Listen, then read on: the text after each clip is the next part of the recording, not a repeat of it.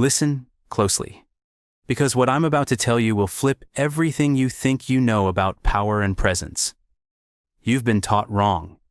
We live in a world that rewards the loudest voice, the biggest reaction, the most dramatic response. But here's the thing, the most powerful person in any room isn't the one making the most noise. It's the one making everyone else nervous with their calm. Think about it. When someone loses their temper during an argument, who really wins?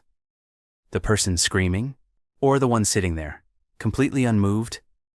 It's almost comical how we spend more energy trying to appear strong than actually being strong. Your nervousness is actually everyone else's comfort zone. When you're anxious, fidgeting, reactive, you're predictable, you're safe, you're manageable. But when you're calm, that's when things get interesting. The science backs this up. Studies show that emotional composure triggers a threat detection response in others. Your amygdala, that ancient alarm system, goes haywire when it can't read someone. And that's exactly what we're going to build. Here's your first taste of power. Right now, wherever you are, drop your shoulders. Slow your breathing. Feel that shift? That's just the beginning. Chapter 1. The neuroscience of Unshakeable. Your brain is lying to you. Every moment of every day, it's running ancient software designed for saber-toothed tigers, not board meetings. But here's what nobody tells you. You can hack it. When you're calm, really calm, something fascinating happens in your prefrontal cortex. This is your brain's CEO, the rational, calculating part that makes you human. In calm states, it literally grows stronger, denser, more connected. Think of it like upgrading from dial-up to fiber optic. Meanwhile, your amygdala, that panic button we talked about, actually shrinks. It becomes less reactive, less hair trigger, less in control. This isn't meditation woo-woo. This is measurable, scannable, scientific fact. It only takes 8 weeks. 8 weeks of deliberate calm practice literally rewires your neural pathways. You're not just acting calm anymore. You are calm, at the cellular level. When your brain operates from this calm state, your decision-making improves by up to 45%. Your reaction time? Faster. Your memory? Sharper. You literally become a superior version of yourself. Chapter 2. The breath weapon. Take a deep breath. No, not like that. You're doing it wrong. You've been breathing wrong your entire life. And it's been sabotaging your power every single day. Navy SEALs use the same breathing technique that ancient samurai used 500 years ago. Different continents, different centuries, same discovery. When you control your breath, you control your entire nervous system. The technique is stupidly simple. It's called 4-7-8 breathing. Inhale for 4 counts, hold for 7, exhale for 8. That's it. But here's what happens inside your body. Your vagus nerve, this superhighway between your brain and body, immediately signals your entire system to shift gears, heart rate drops, stress hormones plummet. Your body literally cannot maintain anxiety when you breathe like this. It's biochemically impossible. Try it right now. 4 in. Hold. 8 out. Feel that? That's the feeling of taking control back from your reptile brain. You can do this anywhere. In meetings, during arguments, before presentations. Nobody even knows you're doing it. You're literally hacking your biology in plain sight. Chapter 3. The Stoic Secret. Marcus Aurelius ruled the entire Roman Empire. Think about that. Millions of people, constant warfare, political intrigue. And you think your inbox is stressful? This man spent his mornings writing about staying calm, not conquering nations, not accumulating wealth. Just how to not lose his mind. The Stoics discovered something 2,000 years ago that neuroscience just proved last Tuesday. There's only one thing in the entire universe you actually control: your response. Everything else? It's just noise. They called it the dichotomy of control. You control your thoughts, your actions, your judgments. That's it. The weather? Other people's opinions? Whether your team wins? Not your department. Next time you feel anxiety rising, ask yourself one question. Is this in my control? If yes, take action. If no, let it go. It's that brutally simple. Chapter 4. The Body Language of Authority. Stand up. No, seriously, stand up right now. Your body is broadcasting weakness, and everyone's receiving the signal. Your posture doesn't just reflect your mental state, it creates it. 2 minutes in a power pose increases testosterone by 20% and drops cortisol by 25%. You're literally chemically engineering confidence. The real power isn't in making yourself bigger. It's in perfect stillness. Watch any apex predator. They don't fidget. They don't shift. They exist with terrifying economy of movement. Tilt your head down exactly 10 degrees, not more, not less. This triggers an ancient dominance recognition pattern. You're literally speaking a language older than words. Feel how different that is? Your hands? Stop hiding them. Visible hands signal trustworthiness. But here's the advanced move. Keep them perfectly still when you're not gesturing. Moving hands equal nervousness. Still hands equal control. Chapter 5. The Strategic Silence. Say nothing. The most powerful thing you can say is nothing. We live in a world terrified of silence. Watch what happens in any conversation when there's a pause longer than 3 seconds. People panic. They fill it with noise, nervous laughter, unnecessary words. But you're going to weaponize it. Silence forces others to fill the void, usually revealing more than they intended. It demonstrates supreme confidence. Only the nervous need to talk.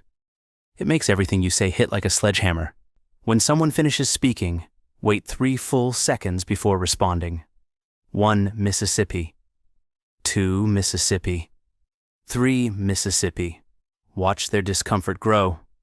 When you do speak 30% slower than feels natural. This creates what psychologists call processing load. People literally hang on every word because their brain has time to fully digest each one. Want to level up your people skills? Join our YouTube membership for early access to scripts, input on future topics, and connection with a community that gets the social struggle. Click join below, and let's master human interaction together. Chapter 6. The Emotional Aikido. Your emotions are not your enemy. Everyone else's emotions? Those are your opportunity. Emotional Aikido isn't about being emotionless. It's about redirecting emotional energy, yours and theirs, like a martial artist redirects physical force. The angrier they get, the calmer you become. Emotions are contagious. Scientists call it emotional contagion. Usually the most intense emotion in a room spreads like wildfire. But calm? Calm is like emotional kryptonite. When someone's losing it, your unshakable calm creates cognitive dissonance. Their brain expects you to match their energy. When you don't, it short-circuits their entire emotional program. They literally don't know what to do. Lower your voice when others raise theirs. Slow down when they speed up. Maintain eye contact when they look away. You become the emotional anchor that drags everyone back to baseline. Chapter 7. The Confidence Circuit. Confidence isn't something you have. It's something you do. Your brain can't tell the difference between real confidence and acted confidence. The same neural pathways fire, the same chemicals release. You can literally fake it until your brain makes it real. Every morning, before you check your phone, before the world gets its hooks in you, stand in front of a mirror. Make eye contact with yourself. Hold it for 30 seconds. Sounds simple? Try it. Most people can't last 10. This isn't vanity. It's programming. You're teaching your nervous system that eye contact equals safety, not threat. Do this for 2 weeks and watch what happens in your next important conversation. Chapter 8. The Social Dynamics Shift. You're about to become the most dangerous person in any room, not through aggression, not through manipulation, through pure emotional leadership. Groups don't follow the loudest person. They follow the most certain person. And nothing broadcasts certainty like unshakable calm. When tension rises, when opinions clash, when chaos threatens, everyone will unconsciously look to you. You've become the emotional thermostat. This isn't manipulation. It's responsibility. When you master your own emotional state, you create a safe space for others to find theirs. You become the eye of every storm. Chapter 9. The Daily Practice. Transformation isn't an event. It's a practice. Every master of calm has a secret. They weren't born this way. They built it, rep by rep, breath by breath, day by day. And now, you're going to build yours. Your morning routine is your fortress. Before the world attacks, before the chaos begins, you claim the first 20 minutes. No phone, no news, no other people's priorities. Just you and your nervous system. Start with 5 minutes of breathing, then 5 minutes of posture work, then 10 minutes of mental rehearsal. Visualize yourself handling the day's challenges with perfect calm. Your brain can't tell the difference between visualization and reality. Start stupidly small. 1 breath, 1 minute, 1 morning. Most people try to change everything and change nothing. You're going to change nothing and change everything. Track 1 metric. How many times today did you choose calm over chaos? Not perfect calm, just better than yesterday. Progress, not perfection. 2 weeks to notice changes, 4 weeks for others to notice. 8 weeks for neural rewiring. 12 weeks? You're unrecognizable. Chapter 10. The Nervous-Making Presence. You've arrived. You're no longer trying to be calm. You are calm. And yes, it's making people nervous. This is the final transformation. When your presence alone changes the energy of a room, not through intimidation, not through aggression, through pure, undeniable self-possession. People will test you now more than ever.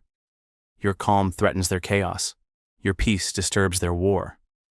They need you to react, to validate their own lack of control. But you've transcended that game. You've discovered the ultimate power, needing nothing from anyone. Not approval, not validation, not reaction. Your calm is now a gift you give to the world. In every interaction, every conversation, every conflict, you're the one who brings the temperature down. You're the adult in rooms full of emotional children. The journey you started 15 minutes ago? It never ends. Every day, every breath, every choice, you're either building your calm or surrendering it. Be so calm it makes people nervous. Not because you're trying to, but because anything less is no longer who you are. Learn something new? Hit that like button, share it with others, tap subscribe, and stick around for more. Got thoughts? I'd love to hear them in the comments.